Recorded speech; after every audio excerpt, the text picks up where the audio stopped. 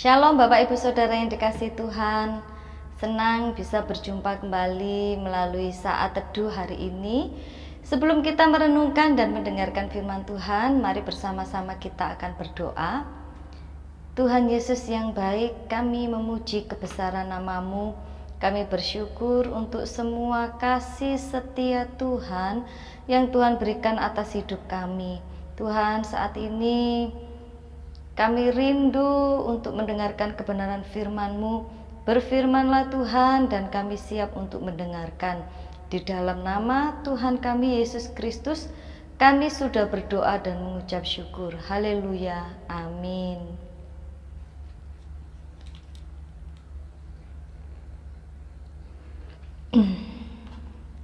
Puji nama Tuhan. Kita akan buka Alkitab kita dari Markus pasal yang ke-12 ayat yang ke-13 sampai dengan 17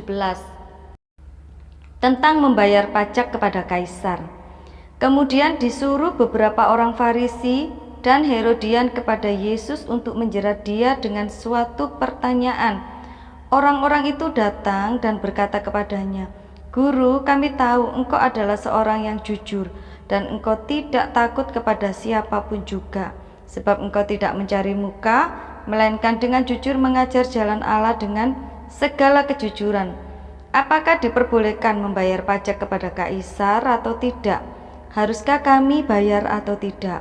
Tetapi Yesus mengetahui kemunafikan mereka, lalu berkata kepada mereka, "Mengapa kamu mencobai aku? Bawalah kemari suatu dinar supaya kulihat."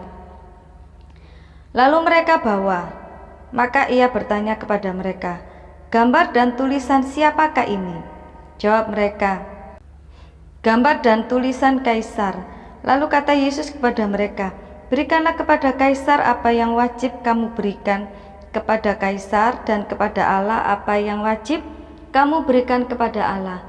Mereka sangat heran mendengar dia. Puji nama Tuhan. Bapak Ibu Saudara yang dikasihi Tuhan, kalau kita lihat dan perhatikan ayat yang ke-13, di situ orang Farisi dan orang Herodian, mereka mau menjebak Tuhan Yesus dengan pertanyaan, bolehkah kita ini membayar pajak atau tidak? Orang Farisi dan orang Herodian ini memiliki niat yang tidak baik. Mereka berharap jawaban Tuhan nantinya akan membuat Tuhan masuk di dalam masalah. Bagi orang Yahudi, membayar pajak sangat tidak disukai oleh orang Yahudi. Mereka tidak setuju dengan adanya pajak. Kesempatan ini digunakan oleh orang Farisi dan orang Herodian untuk menjebak Tuhan Yesus, sehingga muncullah pertanyaan, boleh tidak sih kita itu membayar pajak? Nah, orang Herodian dan orang Farisi ini berharap kalau Tuhan Yesus menjawab iya, sudah pasti nanti orang Yahudi akan marah. Karena sejujurnya mereka tidak suka dengan adanya pajak. Tetapi kalau Tuhan Yesus menjawab tidak boleh, maka yang marah adalah kekaisaran, pemerintahan Romawi. Mereka pasti akan marah dan menghukum Tuhan Yesus. Itu harapan dari orang Farisi dan orang Herodian. Mari kita lihat ayat yang ke-15. Tetapi Yesus mengetahui kemunafikan mereka, dan ternyata Tuhan tahu apa yang sedang dipikirkan oleh orang Farisi dan orang Herodian ini. Bahkan di ayat yang ke-15 itu dikatakan mereka munafik gitu. Munafik itu yang bagaimana sih? Munafik itu adalah suatu gambaran buat orang yang suka pura-pura. Jadi tujuan mereka seolah-olah mereka itu baik kepada orang lain, tetapi sebenarnya tujuannya satu, untuk menjatuhkan mereka. Jadi baik di depan, di belakangnya mereka sangat menusuk. Nah, ternyata Tuhan Yesus tahu rencana dari orang Farisi dan orang Herodian ini. Tujuan mereka satu, hanya untuk menghancurkan atau mencelakai Tuhan Yesus. Bapak Ibu Saudara yang dikasihi Tuhan, dari nats ini kita mau belajar. Yang pertama, sebagai orang percaya, kita itu harus hidup jujur, tidak munafik. Ayat yang ke-14, pujian yang diberikan orang-orang itu kepada Tuhan yang mengatakan seperti ini. Guru, kami tahu engkau adalah seorang yang jujur. Mereka memuji Tuhan. Mereka katakan bahwa Tuhan itu adalah orang yang jujur. Di sini juga mereka berkata, engkau tidak takut kepada siapapun juga, sebab engkau tidak mencari muka, melainkan dengan jujur mengajar jalan Allah dengan segala kejujuran. Mereka memuji Tuhan, tetapi sayang, puji-pujian mereka kepada Tuhan hanya punya satu maksud dan tujuan. Mereka ingin menjebak Tuhan Yesus. Bapak, Ibu, Saudara yang dikasihi Tuhan, sebagai orang percaya, harusnya kita ini belajar untuk hidup jujur. Kalau tidak, katakan tidak. Kalau iya, katakan iya. Tetapi kita juga harus waspada dengan orang yang suka memuji-muji kita. Di depan kita mereka bisa saja melakukan sesuatu yang baik. Mereka katakan sesuatu yang baik-baik. Tetapi di belakangnya kita tidak tahu. Dan sebagai orang yang percaya, kita mau belajar jujur, kita tidak usah memuji-muji orang yang mungkin kita sendiri tidak suka. Belajar, kalau kita mau memberikan pujian kepada mereka, biarlah itu pujian yang terbaik, yang benar-benar lahir dari hati kita. Oh, ternyata orang ini memang layak untuk mendapatkan pujian. Tetapi yang perlu saya ingatkan, jangan sampai pujian kita itu nantinya akan menjatuhkan orang lain dengan pujian-pujian yang berlebihan.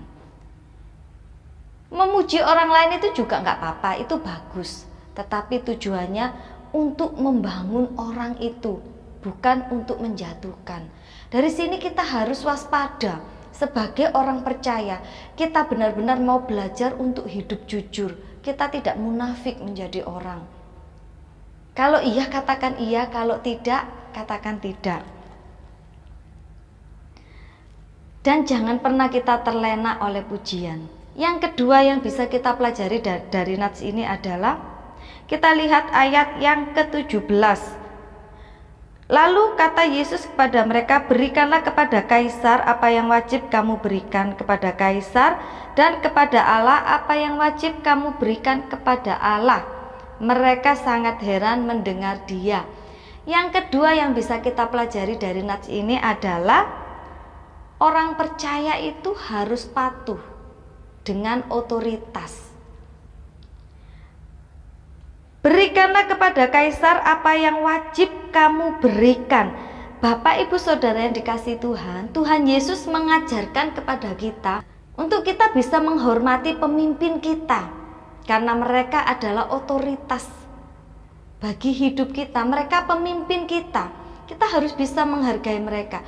Ketika kita hidup di negara ini, kita juga harus menghargai semua kebijakan-kebijakan yang dibuat oleh pemerintah, karena mereka adalah otoritas bagi kita sebagai warga Indonesia. Waktunya membayar pajak, kita juga harus membayar pajak. Itu salah satu contoh. Sebagai seorang pemimpin, kita juga harus tahu posisi kita.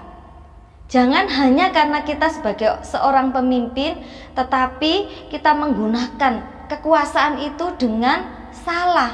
Kita suka memerintah semena-mena tanpa melihat apa yang diinginkan dari orang-orang yang kita pimpin, tanpa kita mau mendengar suara hati mereka. Sebagai seorang pemimpin, apalagi orang yang percaya kepada Tuhan, kita wajib untuk memiliki kerendahan hati. Kenapa seperti itu? Kita lihat di ayat yang ke-17, di situ dikatakan, kepada Allah apa yang wajib kamu berikan kepada Allah. Bapak, Ibu, Saudara yang dikasihi Tuhan, dari kata-kata Tuhan Yesus ini, sebenarnya kita juga bisa belajar. Sekalipun Tuhan percayakan kita menjadi seorang pemimpin, tetapi otoritas tertinggi tetap saja kepada Tuhan. pemimpin juga wajib untuk tunduk kepada Tuhan. Karena seseorang dipercayakan Tuhan, diberkati Tuhan untuk menjadi seorang pemimpin, itu juga anugerah Tuhan.